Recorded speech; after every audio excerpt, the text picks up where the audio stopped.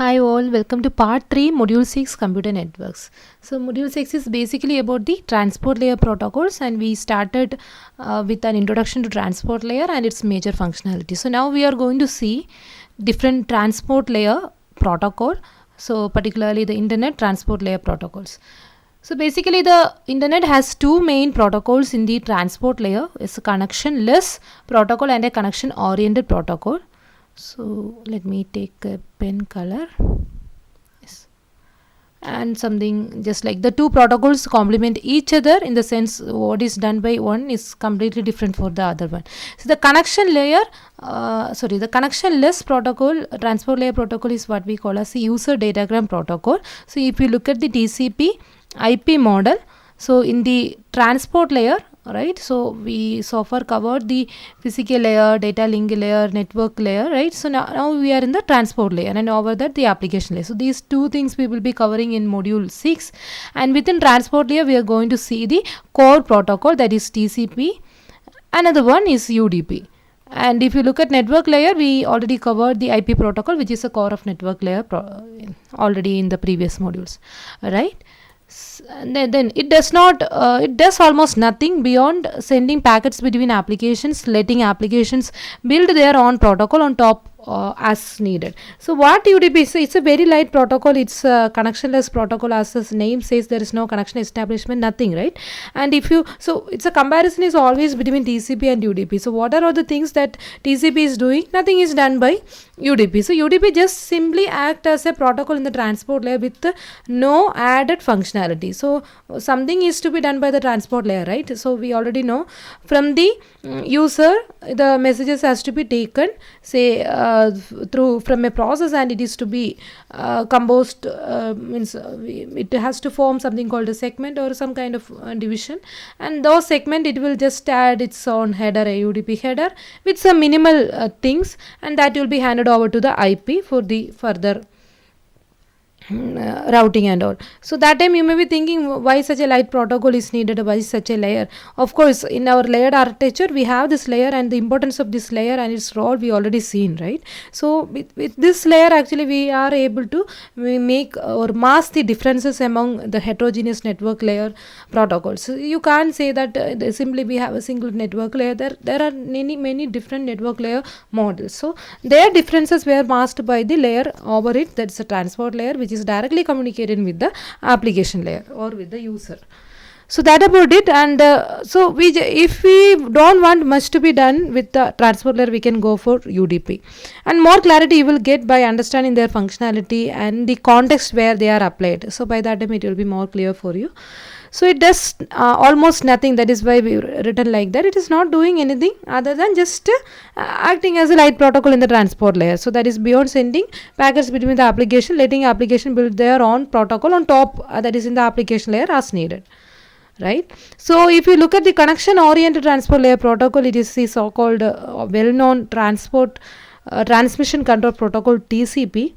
So it does almost everything. So just opposite to UDP, it's doing everything, and we will see what are all the functionality done by TCP. So it makes connections, of course here connection establishment is there, and in addition to that it adds reliability with the retransmission, and such a feature is not there in UDP. Along with that, the flow control, congestion control, all those things were taken care by TCP on behalf of the application that use it, and no such things were done by UDP. So we will be highlighting it again. So there is no connection establishment overhead, there is nothing like retransmission. So it's somewhat very light, and most of the overhead of TCP is completely eliminated. So if our application requires that only, we can go for it. Otherwise, if we need more reliability, of course, and we want to have flow control, congestion control and all those features, then we can go for TCP. Otherwise we can just make use of UDP as a transport layer protocol. So that is why we are just having two complementary protocols, UDP and TCP, in the transport layer. Let's have an introduction to UDP. The Internet Protocol Suite supports a connectionless transport protocol called the User Datagram Protocol. UDP provides a way for application to send encapsulated IP datagram without having to establish a connection. So now the IP datagram, which is encapsulated inside so-called Ethernet frame or something, that can be communicated without any connection establishment. So that is the specialty. So UDP is specified in the technical documentation, that is request for comments RFC 768. So much more details you can refer the RFC documentation, and so something I taken from the textbook. So that is what we will be covering in the next few minutes here. UDP transmit segments. So here the data unit, the protocol data unit is known to be segment, just like a packet or something. In transport layer we call them as the segments, right? So consisting of, so this is a typical size of a UDP header. Hope you remember the IP header, it is of 20 byte to 60 byte. So compared to that, we have a very small header for UDP, that is 8 byte header, and the same just like IP, the TCP header is also minimum 20 byte and maximum 60 byte with a 40 byte option. So both TCP and IP header size are same, you can remember. So that is 20 byte to 60 byte, where if you look at UDP, its header is just 8 byte only. I think we already learned something called ICMP protocol, its header is also 8 byte, right? So you can just collect these things and you can remember. So let's see how that 8 byte is distributed. So totally it's the first row, one row is 32 bits, 32 bit is what? 4 bytes. Similarly, we have two such 4 byte. So the first 4 byte and the second 4. So together it makes a 8 byte UDP header. And the first 32, the first half, that is 16 bits, may act as the source port number, and another 16 bit act as the destination port number. Anyway, we will see more about this port number in when we discuss the TCP. Same concept here also, but in this video I didn't cover much about it. But anyway, in the future videos you will be seeing what is port, how the 16 bits are distributed, those things. So it's a very nice concept. So port number is right now you can understand it as the transport layer address, something we already covered in the previous videos also. So address that is given to a transport layer entity, something like that, right? And another field, it's a 16 bit field, we will see this. UDP length, the length of particular UDP segment. So it's a total length actually, the header plus data. You know, the header is just a fixed size of 8 byte only, but they are adding that 8 byte with the size of the data, and together what is the total length of the UDP segment, that will be stored here. And checksum computation, something you already know, the checksum concept in IP, the same similar concept is used here, and also the same concept will be used in TCP also. So just for the error handling, we have the checksum field. So what I want you is, okay, for the as it is given first in the textbook, I thought of covering it first, but you just come to this video after covering TCP, then only you will understand it more, right? So in TCP we will see its features, attractions, everything, and then only you can appreciate how simple is this protocol, right? So most of the overhead that we will see in TCP is completely eliminated here with a very minimal header and all. Okay, anyways, after TCP come to this so that you can appreciate the protocol for certain applications, but in general case it is not a good thing, because for adding reliability and other features we have to add, of course, more field in the header, and accordingly the protocol will be more complex. But if the application is not requiring those things, we can just go with this, right? Yes, that about it. Checksum calculation also we will see how it is done, but the same procedure that we already seen in IP and all. And let's familiarize with the fields in detail. The source and the destination ports. The two ports serve to identify the endpoints within source and the destination machine. Endpoint of communication, in the sense, something we already seen. You know, the communication is actually between two processes, not machines, right? So one process that is running in, say, this machine A, the process A is trying to have a connection with the, say, machine B, another process, a process B. So they were actually communicating each other, right? So the host to host, the delivery will be taken care by the network layer. But if you look at the so network layer is from here to here. If you look at the delivery from process to process, that is what is taken care by the transport layer, and process to process, flow control, error control, all those things will be done by transport layer. And we have another concept called from this machine, information will be collected and it is given to the router. From that router it will be going to another router, like that it will be ultimately delivered to the destination. And in this case, from one router to another, that hop to hop communication and all those things, flow control, error control, those things were done by data link layer. I think this picture is clear in your brain at this point, right? Yes, the process to process, layer is what we call as a transport layer, is what we are seeing right now. So for this communication we have something called a data structure called socket that will be created at the sending process and at the receiving process, something I discussed in the previous videos. And this socket will be having an identifier, that is what we call as a port. So we have the normal physical port. That concept is also there in switching and all. You already seen Ethernet switch and its ports and all. So some kind of a connection point, that's all.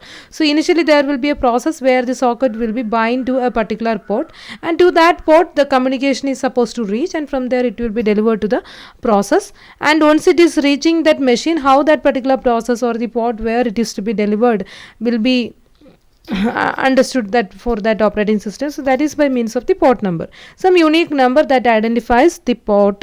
So that is something application dependent.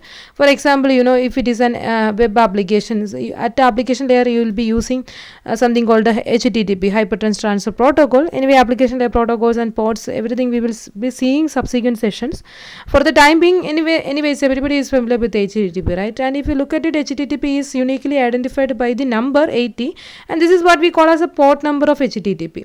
So there will be some application running at the sender side as well as the receiver side. If it is for a web application, if it is running over HTTP, it will be using the port number 80. So by that, so whenever it is sending, maybe the sender is running HTTP, the sender's port number will be 80. Similarly, at the receiver side, if the receiver is running HTTP, in that case the receiver's port number will be 80.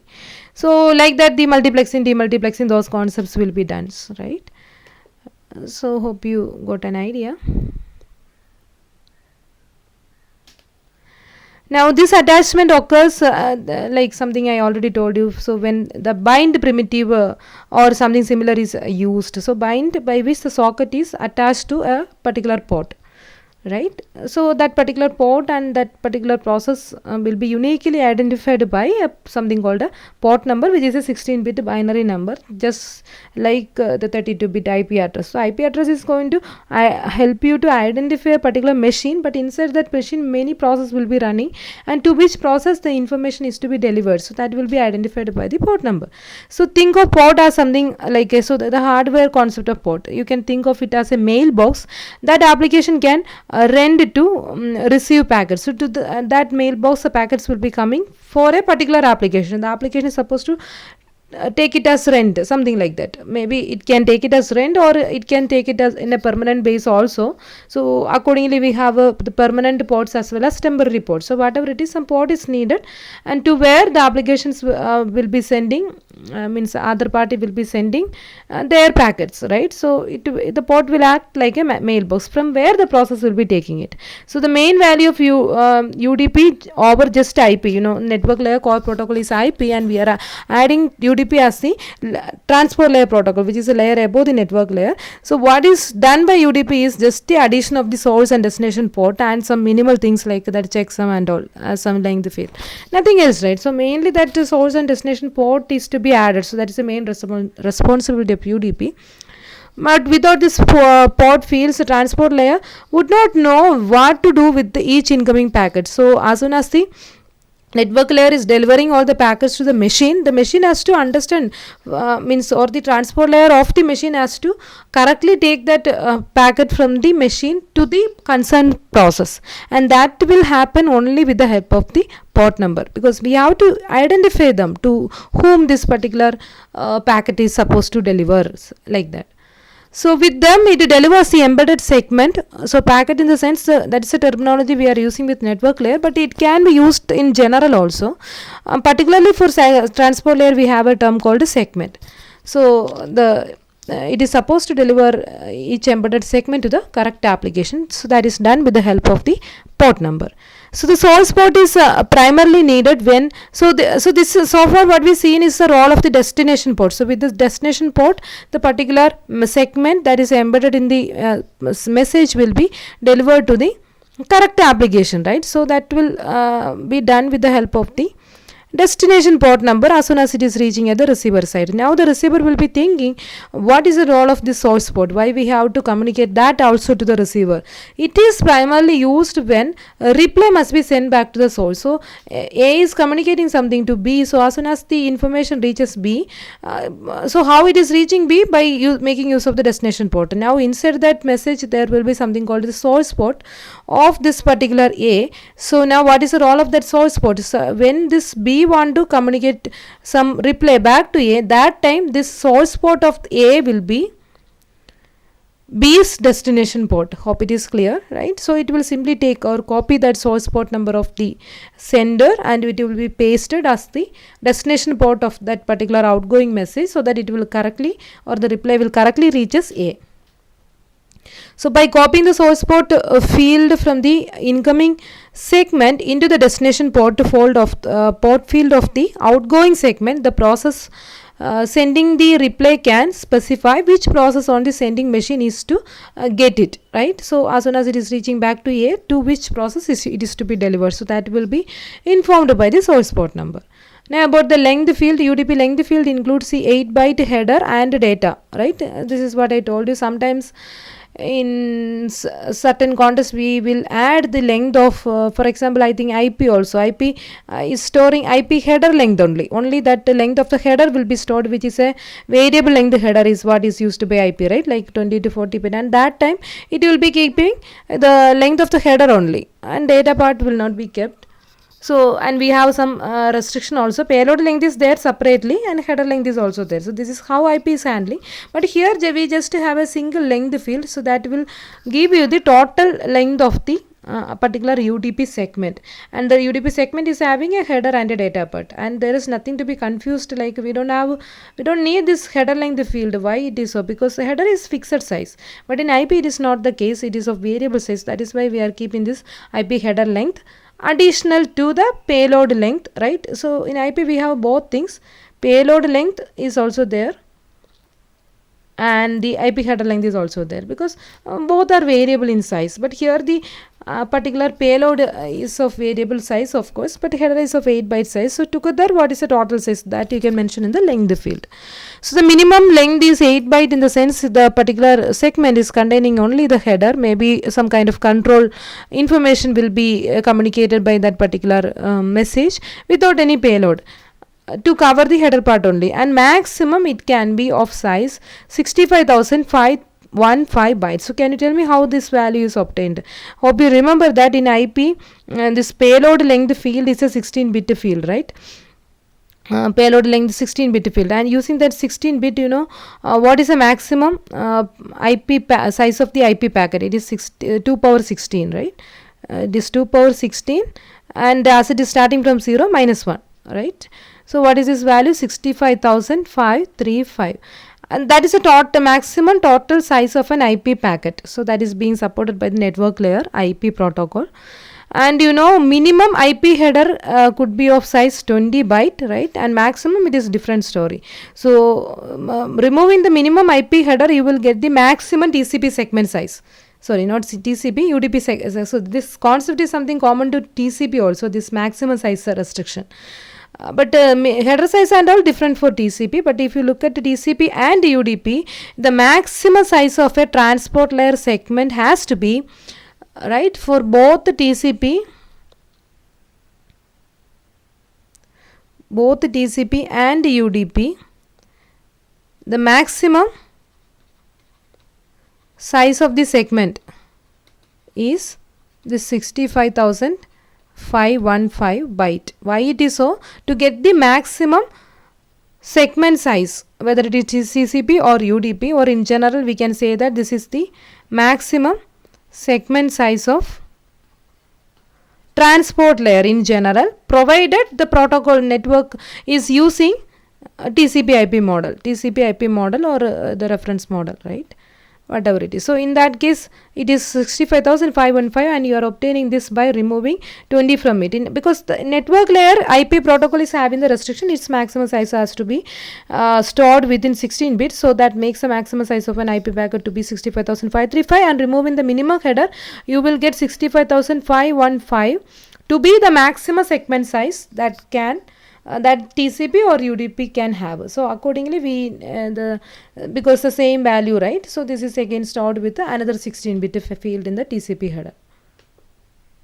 Sorry, I am confusing that. UDP header. Here we are discussing UDP only, but this maximum size restriction is applicable for both the UDP and TCP. Right, so the checksum field, and the next field is a checksum field, which is for the error detection purpose, right? So an optional checksum field, again keep it this in mind, because if you want you can turn off this checksum facility even in UDP to make it so lighter, right? So this is an optional field, but it is there in the header. Out of that 8 bytes, some just some 262 byte, right? Out of 16 bits or 2 byte is given for the checksum field. So it's a 2 byte field.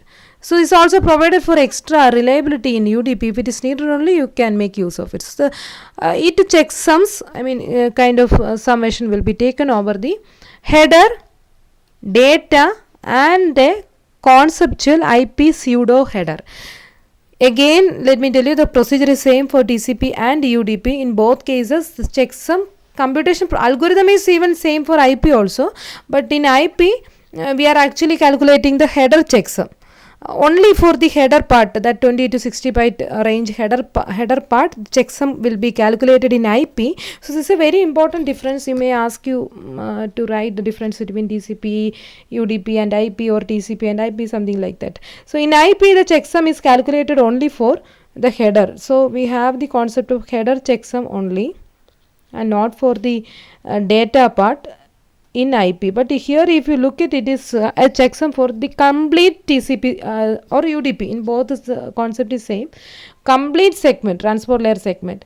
So that includes the header, if particularly for UDP header, the payload, and for an additional layer of reliability they are taking something called a IP pseudo header. That is, it will communicate with the network layer below it. If it is running IP protocol, some minimum information from the IP header is also taken to compute the checksum. So some 2-layer also some kind of onion reliability is making used here, and how this IP pseudo header is made, that we will see. So when performing this computation, the checksum field is means before doing the calculation, that 16 bits given for the checksum will be made all zeros, right? And then we will fill all other fields, and the data field is padded with the padded out with an additional 0 byte, I mean a byte of 8 zeros if its length is an odd number, because you know this it's a 2 byte field, right? The checksum is a 2 byte field, hope you remember. So checksum is of 16 bit. Now the procedure what we are using is we will take the header, the 8 byte header, we will take the data part, and we will take the pseudo header, right? So this is the actual UDP header, and this is the data part, and the pseudo IP header. So all together it is going to calculate the checksum. So the header, data, pseudo IP header, everything is in the form of zeros and ones, right? So those zeros and ones, and if you look at this pseudo IP header, it is a multiple of 2 byte that we will see. Okay, let me take what is the total size of pseudo IP header. So it is something like this. So the first row will contain the 32-bit IP address, right? I am just explaining pseudo IP header first. So some minimum information from the network layer IP protocol will be taken here. So for the checksum calculation in UDP. So where the source IP address 32 bits, the destination IP address another 32 bit will be taken, and some 8 bit zeros, and protocol field is also taken, that is 17 for UDP, and the UDP length, the total length is also taken. So I think I don't have to explain you all those things, because IP header is something we already seen in our previous modules, right? Maybe in the 4th module I think, and that time I clearly explained what is source IP address, destination IP address, a protocol field, the higher layer protocol, higher layer information, and what is this protocol. So that will be stored here, so which is 17 particularly. Let's continue, small break in between. Yes, pseudo header is what we were discussing, right? So hope you remember the fields, protocol field, everything. So protocol field is 17 particularly for the UDP protocol, and of course its length. So all those things were see what is used for the computation of UDP header checksum field. So why this padding? And also that is what I was trying to say in between. Some disturbance here. Yes, yeah. So totally we will take the particular UDP header, right? UDP header and the UDP data part and IP pseudo header. We already seen, and that pseudo header is of some 4 plus 4 plus some 12 byte, right? Hope you remember 12 byte, right? Some 3 rows we seen, right? And UDP header is of 8 byte, and data is something of variable size. Now the thing is that this checksum is a 2 byte field, 2 byte or 16 bit field. So what we how to do is, in the UDP header inside we are going to store the checksum, and that checksum field we will simply initialize with the 0. I mean all the 16 bits. So this 2 byte or 16 bits, all the 16 bits we will keep as 0, and we will fill all other fields. And just before start sending, we will divide the whole information into some 16 bit unit, or 2 byte unit. In the header, data, IP, pseudo header together we will divide into some 2 byte unit, and all those 2 byte we will add together. And what kind of addition we are using? The ones complement addition. And you know in binary how to perform the ones complement. So take the everything. So you can see that it's just a sequence of zeros and ones, right? Whether it is 8 byte header or data or the pseudo header. So just divide them, say zeros, ones, something like this, into first 16 bit, the next 16 bit, like that, and add this 16 bit with this one and this with this one. So like that perform the ones complement addition among all those 16 bits. Now the thing is that if the data is of some odd number in the sense if it is some 7 byte, so this addition is somewhat incomplete, right? So this 8 byte, you can divide as 2 byte, fine. So all of them, this 2 byte or 16 bit you can add with this 16 bit, and this also you can add with this 16 bit. Similarly here also 12 byte will be 2 byte some 6 times, right? So all of them you can easily add, right? Now what will happen with 7 byte data? So when you try to add with so now you have a sum of all these things, sum of all those things, right? Now when you try to add with this 2 byte plus 2 byte is fine, but what about that 1 byte? So that 1 byte also you make it as 2 byte by appending some a single byte of 0. So that will make this data to be of 8 byte. So this is why we are so hope you understood that concept, right? So what is the role of that padding? Hope it is clear. Let me take a different color. So default color is red. Yes. So the checksum algorithm is something that we already seen in our IP discussion when we discussed that IP header. The checksum algorithm is simply to add up all the 16-bit words. This is what I was trying to tell you in ones complement arithmetic, right, which you studied in your digital classes. And after that you will be getting a 16-bit sum, and that sum you have to take the ones complement further.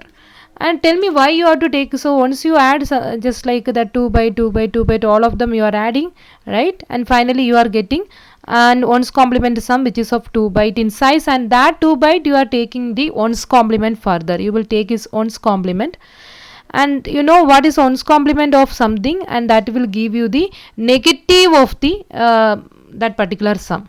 So now the original message you summed up together and you taken its negative, and that is what you stored as the ones complement. What you got after taking that ones complement, and that is what you kept in the checksum field. Now at the sender side, you know what will happen. As soon as it is reaching the sender, as when it the receiver is receiving it, it performs a calculation on the entire segment. The same calculation will be done. I mean the whatever being received at the receiver side, it will take the header, UDP header, payload, the pseudo IP header together. It will divide into 2 by 2 by 2 byte, and right now that the checksum field is also part of that 2 byte, right? And it will add them all together, so you will get one sum and checksum is its negative. So when you add all of them together, the result is 0 if there is no error. So this is how the error detection is done. If you are getting something other than 0, definitely that is due to some error, so that will be reported back to the sender so that the sender can take the remedial action. It can resend or whatever it is.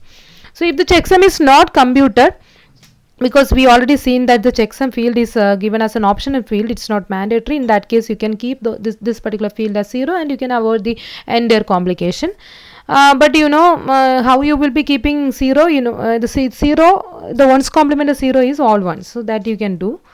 So that will differentiate with the normal 0 and the checksum 0, right? So this is you're specially adding because there is no checksum calculated at all. So however, turning it off is foolish unless the quality of the data does not matter. If you worried about the quality to some extent, you can just add this procedure so that it will be adding an extra layer of reliability over the data. But if you don't want, you can turn off it also, right, this feature. So like that, it is being provided in the UDP header.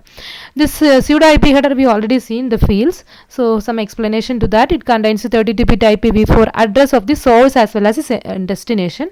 So that is on 32-bit. So that is why I told you this is of so the first row is of 32 bits or 4 byte, again another 4 byte, source address, and one more 4 bytes. So that is why I taken it as to be 12 byte in the previous slide. And the protocol number field, we already seen in IP header discussion. So particularly for UDP it is 17, and the byte count for the UDP segment, the including header, so that totally how many bytes are there in the UDP segment. So maybe for differentiating it with the pseudo header. So the other than pseudo header, what else is there in the UDP segment? So like that, such a field is also there. So it is different. It is different but analogous to IPv6. So all those things we discussed with the assumption that the underlying IP protocol is IPv4. So for IPv4, this is the way we are calculating the pseudo header, but slightly fields will be different in IPv6, of course, right? So accordingly, small changes will be there when we take IPv4 over UDP. So including the pseudo header in the UDP checksum computation helps to detect some misdelivered packets. So it is giving some kind of additional checking at the transport layer. Also, you can ensure that the host is something the correct one, or the packet is correctly delivered. So some one more layer of checking. Anyway, it will be done by the network layer, but we are making that checking additionally at the transport layer also. But including such a field is actually a violation to the protocol hierarchy, because in the transport layer computation you make use of something from the network layer, the IP address, of course, right? So that is actually a violation to the hierarchy. We just want one layer to be independent of the other one, but here the higher layer is actually depending the lower layer for its computation. But we are doing it actually for tracking the misdelivered packets and all, some additional layer. If it is needed, we can use it. It's not that way, because if you look at TCP, definitely that it is used by default. So even though it is violating the protocol hierarchy, so that is something compulsorily used in TCP, but in UDP it is provided as a optional feature.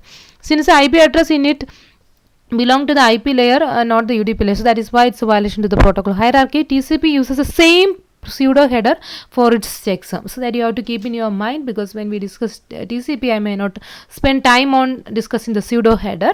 So the same procedure, same thing will be used by TCP also. Checksum calculation almost same in both TCP and UDP. So what are all the things that the UDP protocol can't do? So it can't do any flow control, congestion control, retransmission upon receipt of bad segment. Nothing is there, right? Now all of these things are up to the user process. If the user process want all these features, they can provide it additionally at the higher layer. So that is how UDP designers were thinking. What it does do is to provide just an interface to the IP protocol, that is law protocol, with the added features of demultiplexing multiple process using the port number, and optional end-to-end error detection. End-to-end error detection optionally done with the help of the checksum field, something we already seen. And the multiplexing and demultiplexing with the help of the source port, this demultiplexing will be done at the receiver side. So that is also the responsibility of UDP, in addition to the acting as a protocol at the transport layer. It will do this demultiplexing and an optional end-to-end error detection. So whenever it is received at the transport entity, by looking at the port number, it will be correctly delivered to the process, receiving process. So that's all it does. And some of the application, with that we will wind up the discussion on UDP. One area where it is especially useful is in client server situation or client server communication. So often the client sends short request to the server and expects a short reply, right? And we will see an example so that it will be clear. And client server communication, typically client is communicating the server with a short request message and server is replying back with a short reply message. So if either the request or the reply is lost, the client can just time out and try again, because UDP is not handling the lost messages. So if there is by any reason something lost in the UDP, it can't do any retransmission, nothing, right? But the higher application layer is supposed to handle it. So the client can time out and it can try again by its own, with there is no support from the UDP at all. So not only is in the code is the code simple, but fewer messages are required than with a protocol requiring initial setup like TCP. If you look at TCP protocol, you can see that it is having a very tedious, lengthy initial setup procedure.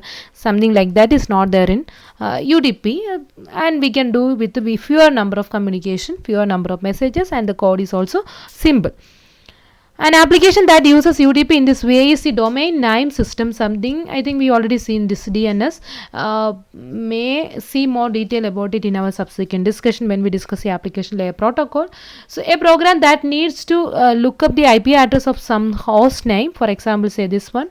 Mostly you will be typing something like this in the URL, right? www.cs.berkeley.edu or some other URL address will be given, and that time this will be handed over to something called the domain name system, or from your machine it will be calling the domain name service, and DNS is supposed to give you the IP address, which is of the form some XXX, something like this, right? The dotted decimal notation.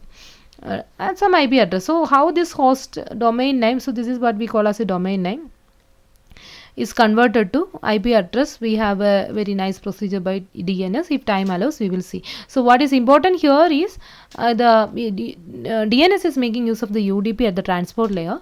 So it can send a UDP packet containing the host name to the DNS server. The server replies with the UDP packet containing the IP address. No setup is needed, just 2 messages are enough. So the thing is something like this. So the entire purpose of this DNS, the procedure is just like the client will be asking, or the sender will be asking, what is the equivalent IP address. So what is being sent to the DNS server? Just the domain name, which is a very small message. So this is what we are, a very short request, right? So the request is of very small size, just containing the what called the domain name of the particular service it needs. And as soon as DNS is getting it, it will be replying back with a short reply containing the IP address of that the equivalent IP address, something like this. So the request as well as reply both are of very small message, or single request single reply, something like that you can think of. But all applications are not like that. Sometimes the request may be small, but the reply may be of very lengthier size, something maybe many things. Other one has to communicate back to the one who is asking. So that is different. Here the thing is that some kind of client server situation where the client is sending a very small request, maybe a single request, and the server is replying back with a single reply. Now for this kind of a small communication, why we have to waste our time on connection establishment and connection release, right? All of them are tedious, and you will understand how these things were done when we discuss TCP. So TCP is spending lot of time on connection management, the establishment of the connection as well as the nice release of the connection, and in between retransmission, flow control, many complexities were there. But actually we don't want such complexities for this kind of a very small communication where we just have a single request and we are getting a single reply back. So that is where we are using UDP. So this is one scenario that is highlighted in the textbook, and there are many others we may see when we cover application layer protocols and all that time. And one more thing I can tell you right now, that is about DSCP. Hope you remember what is done by DSCP. Given this IP address, this DSCP will give you whether it is this IP or the next hop IP, something like that. So it is working like that. So whenever I am getting a packet, to whom I have to communicate next, the immediate next hop, I will be knowing its IP address, but I don't know his MAC address, and that time this DHCP will convert this the so-called IP address to MAC address. IP to MAC, it is ARP. Sorry. DHCP is doing the reverse process. MAC address to IP address. Anyway, we already discussed this topic in our previous module. So MAC address will be given to DHCP. So this is something done by ARP. That also you can take an example. But ARP is not an application layer protocol, so it will not be given so-called port numbers and all. But DHCP is an application layer protocol, something we seen already. So for DHCP, we will be giving the MAC address, the Ethernet hardware address, and it will be replying you back with the IP address. And the purpose, context, everything we discussed already. I am not going to discuss here. Please watch the previous videos for it. Right now, again, this is also a kind of single request and a single reply, right? So that is where we are using the so-called UDP protocol. Another application. So like that, we discussed many. And few more things from the textbook. Something called remote procedure code. I'm going to explain this protocol again here.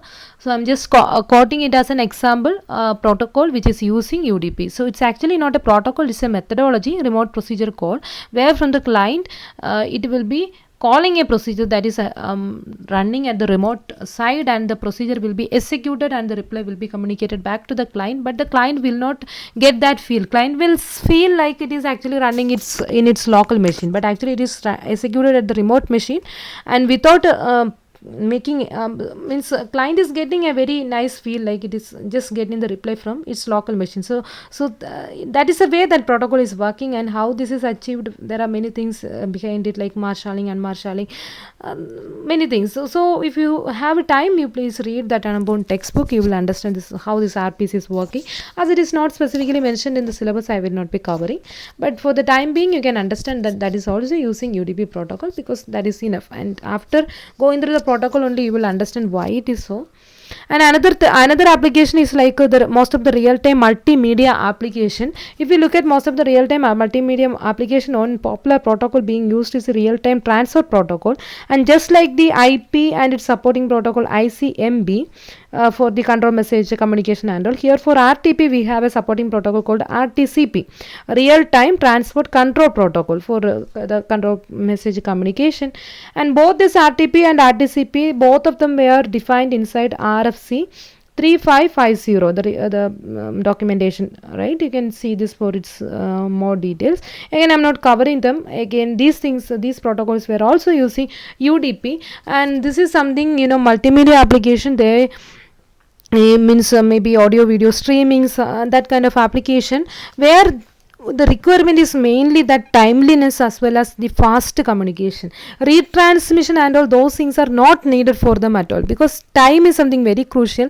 Whenever something is to be delivered, it is to be delivered at the right time. But on the way, I am saying that there is some congestion, and TCP, if you are using TCP here, things will be very complicated. TCP will retransmit everything, and you imagine like you are watching some live streaming, and on the way you are getting some communication that is something back of the previous communication. So things will be very complicated. We don't want it.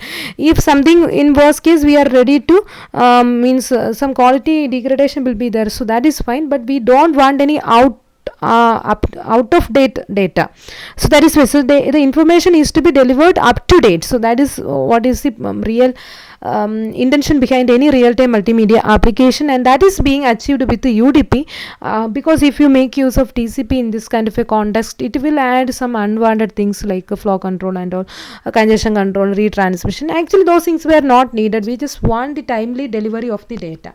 So that is where you can go for a very minimal protocol UDP. Of course reliability is less, but the application is ready to tolerate the reliability issues, right? So that is another very important application of UDP. But anyways, I request you to go through the subsequent videos that is given for the topic TCP, and once you finish them, come back here and understand. So then only you will get the real feel of UDP. Otherwise, just as an introduction, you may be feeling why such a protocol, something like that. So we will see a very smart protocol in the transport layer, that is TCP, but in some situation we don't want its smartness, so that is where we are making use of UDP. And these are all certain applications which you can caught in that way.